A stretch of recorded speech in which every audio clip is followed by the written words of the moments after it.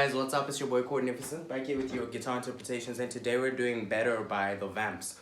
Alright, so for the chorus we're playing A minor, G, D, and our capo is on fret number 5. When we're playing standard chords, it's A minor, G, D, D, D, D, C, okay?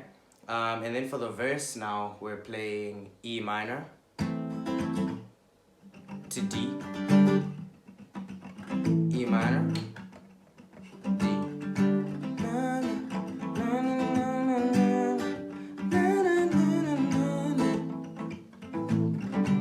So it's just E minor to D. So, and then after that verse we go na, na, na, na, na. Only we used to it. Then things get better. Na, na, na, na, na, na.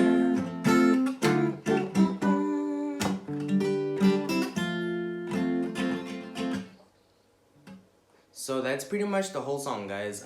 That's the verse and that's the chorus. And just make sure you subscribe to the channel for more content like this. If you're not familiar with the chords that I'm using, check out my chord video. And yeah, that's it. Just subscribe to the channel for more content like this. Leave a like and share the video if it helped you. Peace.